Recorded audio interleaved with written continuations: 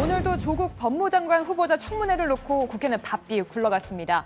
한국당 긴급 의원총회에 국회 법사위 관사 해동에 전체회의에 한국당은 의원총회를 열고 최종 결론을 낼 걸로 예상됐지만 여전히 청문회 보이콧 가능성을 열어뒀습니다. 국회 법사위 관사들이 머리를 맞대고 증인 채택 여부를 논의했는데 이 청문회 자격을 놓고서 입씨름을 벌였습니다. 직접 보시죠. 아니 이런 사람이 장관 해야 돼요 그럼? 수사하면 항상 유죄입니까?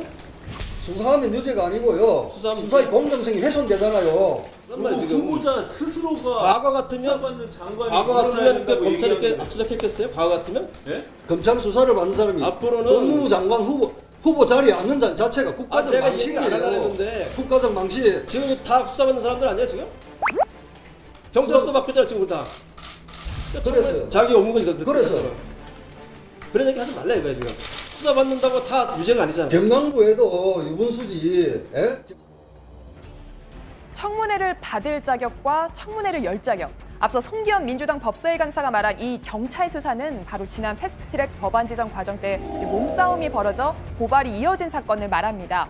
이 자리에 모인 여상규 위원장과 김도읍 간사, 오신환 간사, 송기현 간사 모두 경찰 수사 대상입니다.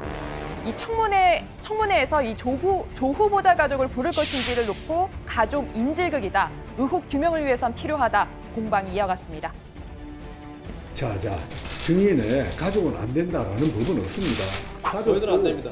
저는 가족도 앞으로도 지금 가족은 할 수 없습니다. 가족을 그렇게 생각하고 그럼 증인을 보호하려면 후보직을 사퇴하라 하세요. 아, 그러면 위원장님. 가족 증언할 필요 없죠. 위원장님, 합시다 비공개. 예? 위원장님, 지금 검찰 수사를 받고 있는 사람이 지금 여기서 어떻게 법무장관이 되겠다는 거예요? 그렇게 판결하고 어? 뭐가 편견이야? 지금 조국을 그렇게 보호할 이유가 어디 있습니까? 결국 오후 법사위 전체 회의를 열어 야당이 낸 증인 25명을 표결에 붙이겠다고 했는데 회의는 또다시 정회됐습니다. 또 분위기를 바꿔서요. 이 온라인에서는 하루 종일 이분 성함이 검색어 상위권에 올랐습니다. 유시민 노무현 재단 이사장인데 그동안 조국 사태에 침묵을 해오다 오늘 라디오에 출연해 조국 후보자 방어에 적극 나섰습니다.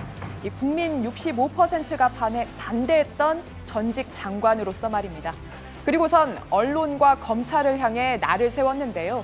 이 조 후보자를 그리스 비극 속 영웅에 비유하기도 했습니다. 사람들은 완벽한 그런 인물로 봤어요. 그러다가 이제 이게 딸이 무슨 이상한 방법으로 고등학교를 갔다든가 가족 펀드를 해서 이상하게 돈을 먹었다든가 등의 의혹이 막 보도되니까 이렇게 그리스 고전 비극의 영웅의 몰락, 이 잘 나가는 사람의 몰락과 같은 구조를 가지게 된 거예요. 조국만큼 모든 것을 다 가질 수는 없었던 그런 소위 명문대학 출신의 많은 기자분들이 분기탱천해서 지금 너 잘난 척 하더니 언론의 의혹 보도를 가짜 뉴스다라고 했고 윤석열 검찰총장을 향해서는 심각한 오보라고 했습니다. 이 검찰 수사가 스릴러로 바꾸고 있다는 겁니다. 충정은 이해하나 심한 오바였다. 아주 부적절하고 심각한 오보였다. 스릴러에서 악당들이 주인공을 제압을 못할 때 가장 흔히 쓰는 수법이 가족을 인질로 잡는 거잖아요. 그러니까 조국 너 뭐 좋아, 너가 죄가 있는지 없는지 우리 잘 모르겠어. 그러나 지금 여론이 이렇잖아.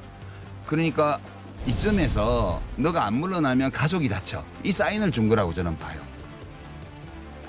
유 전 장관은 자신의 책 후불제 민주주의에서 자신이 보건복지부 장관에 임명된 배경에 대해 설명한 바 있습니다. 반대 여론에 한때 입각 대상에서 제외되기도 했었는데요. 누군가의 격려 말이 자신의 사퇴 고민을 붙잡았다고 합니다. 이 당신이 대통령을 위해 싸운 일은 수도 없이 많은데 대통령이 당신을 위해서 싸워준 건 이번 딱 한 번이잖소. 이 노무현 대통령으로서 이 싸움은 하시는 게 옳다고 봅니다. 이렇게 말을 했다고 합니다. 이 현재 청와대의 기류는 대통령이 지명 처리를 할 일도 없고 후보자가 사퇴를 할 일도 없다는 분위기인데요. 이 유 전 장관이 당시 들었던 격려의 말과 어쩐지 맞닿아 보입니다. 한편 어제 이해찬 민주당 대표의 말이 오늘도 계속해서 회자됐습니다. 나라를 어지럽게 하는 행위다라면서 노무현 대통령 수사와 관련한 논두렁 시계까지 꺼내들며 검찰을 강하게 비판했습니다. 야당은 독재적인 발상이라고 날을 세웠습니다. 문재인 정권과 친문 세력들이 대놓고 검찰을 겁박하는 일까지 벌어지는 것입니다.